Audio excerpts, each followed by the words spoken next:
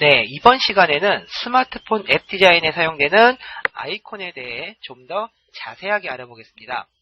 자, 최근 스마트폰에 사용되는 아이콘의 특징은 좀 더 단순하게 표현되는 픽토그램형 아이콘과 직관적인 아이콘들입니다.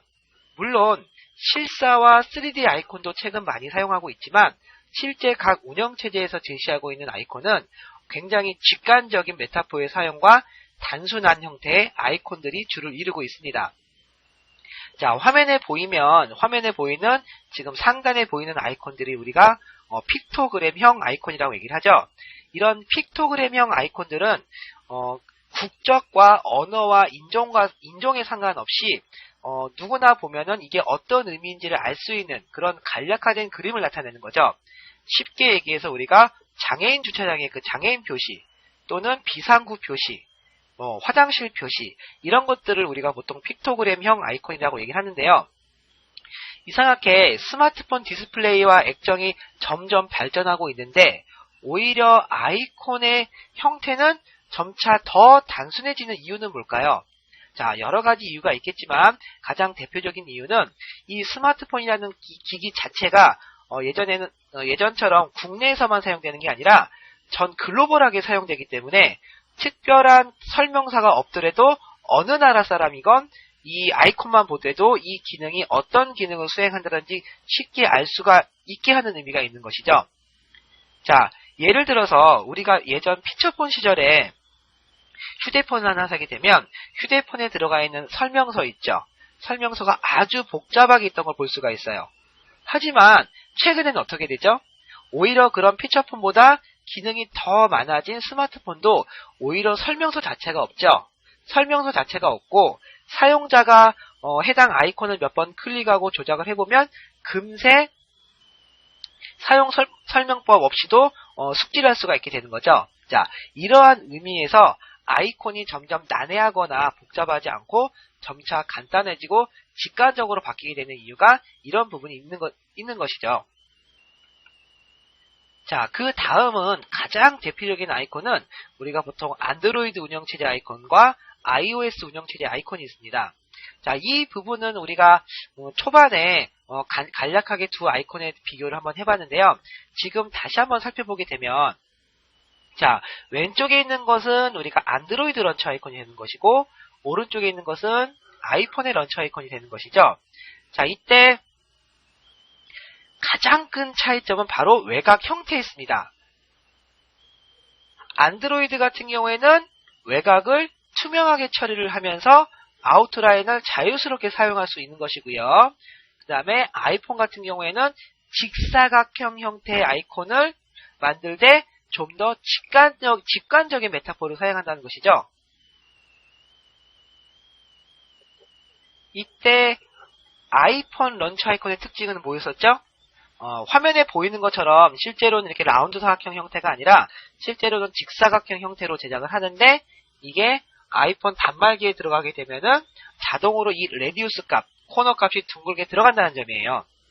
자, 그 다음으로 자, 이 얘기가 지금 안드로이드 아이콘과 아이폰 아이콘의 특징을 비교하는 내용이고요.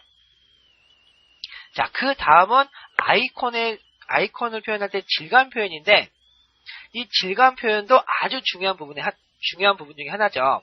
최근에는 실사 느낌의 질감과 또 너무 그 광택이 심한 그런 아이콘을 제외한 디자인이 최근 앱 디자인의 트렌드로 보고 있어요. 그래서 우리가 이번 과정에서는요, 실제 이런 실사 느낌의 텍스처와 어떤 식으로 광택을 표현하는지에 대해서 포토샵의 실습을 통해서 좀 더 자세하게 한번 살펴보도록 할게요. 자, 그러면 포토샵을 이용해서 이러한 아이콘이나 어떤 앱 디자인에 사용되는 질감 처리를 어떤 식으로 하는지에 대해서 한번 잠깐 살펴보도록 할게요. 자, 질감을 처리하는 가장 기본 방법은 레이어 합성 모드를 이용하는 방법인데 지금 화면에 보시는 것과 같은 여러 가지 실사 느낌의 질감들이 있는 이미지를 볼 수가 있어요. 자, 이 이미지는 우리 자료실에 찾아보면 제가 이 파일을 올려놨고요. 또는 인터넷 구글링이나 아니면 검색을 통해서 이런 질감을 쉽게 찾을 수는 있겠죠. 자, 먼저 레이어 합성 모드를 이용하는 방법을 한번 살펴보도록 할게요. 자, 제가 우리 그 패턴 시간에 공부를 했던 그 방법의 레이어 합성 모드를 사용하는 방법을 한번 적용시켜보면, 예를 들어서 자, 480에 800에 제가 어떠한 HDPI, 안드로이드 기존 HDPI 창을 열었어요. 자, 여기다 여러분 노이즈 패턴 기억나시나요? 자, 노이즈 패턴을 한번 제가 제작을 해볼게요. 자, 레이어를 하나 추가하시고, 자, 정경색, 배경색에 적당한 색을 넣어주신 다음에 아무 색이나 넣어주시고요. 자, 필터에 노이즈에 애드 노이즈, 그쵸? 자, 이렇게 기본 노이즈를 줬어요. 자, 그 다음에 어떻게 했죠? 흑백으로 바꿔줬죠? 컨트롤 시프트 U, 컨트롤 시프트 U를 눌러서 흑백으로 바꿔준 다음에 다시 한번 필터에 블러에 모션 블러, 자, 방향성을 가지게 하는 블러죠. 자, 이와 같이 제가 90도로 이렇게 수직으로 이와 같은 스크래치를 준 거죠. 자, 다시 한번 정리해보면 노이즈를 방향성 있게 퍼지게 하니까 이와 같은 모양이 되게 나오는 거죠. 자, 그 다음에 자, 확인. 자, 일단 레이어 합성 모드라는 건 이런 거죠. 자, 현재 이 이미지와 자, 제가 여기다가 다른 느낌을 한번 합성을 시켜볼까요? 자, 이런 니트를 한번 합성을 시켜볼까요?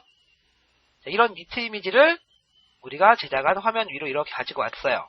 그 다음에 제가 사이즈를 좀 맞춰 놓을게요.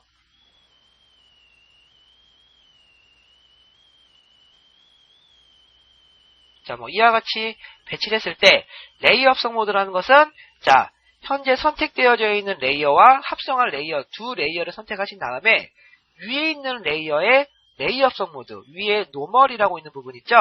이 노멀이라고 있는 부분을 한번 클릭하고 떼면 이렇게 파란색으로 활성이 되어 있는 상태에서 키보드의 방향키를 눌러서 이와 같이 조절을 해주게 되면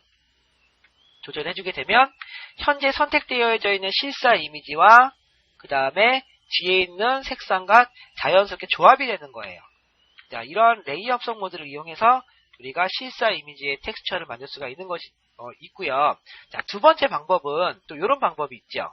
자, 두 번째 방법은요, 요즘 아주 많이 사용되는 디자인 기법 중에 하나인데, 제가 자, 이러한 가죽 느낌 자체를요, 자, 에디트의 디파인 패턴을 통해서 아예 패턴 자체로 등록을 시켜버려요. 자, 등록을 시켰죠? 자, 그 다음에, 자, 여기다가 제가 원하는 모양을 하나 만들어 볼게요. 우리가 이제 보통 상단 내비게이션 바로 사용할 때 많이 사용되는 부분인데, 이만한 사각형을 위에 그리시고, 여기다가 이미 아무 색이나 하나 채울게요. 자, 됐죠? 자, 그 다음에, 이제 레이어 스타일로 들어가셔서, 자, 레이어 스타일의 패턴 오버레이를 살펴보게 되면 좀 전에 제가 등록시킨 요 가죽 패턴이 뜨게 돼 있어요. 그쵸? 자, 이렇게 해주게 되면 이런 질감을 가죽 질감으로 내가 계속 적용을 시킬 수가 있는 것이죠. 여기다가 뭐 드롭 섀도우라든지 또는 이너 섀도우,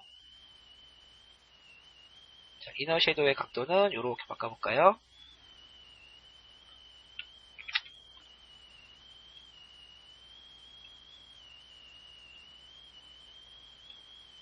자, 이와 같은 방법을 통해서도 우리가 아이콘이라든지 또는 이런 앱 디자인에 사용되는 다양한 형태의 텍스처를, 즉 질감을 처리할 수 있게 되는 것이죠.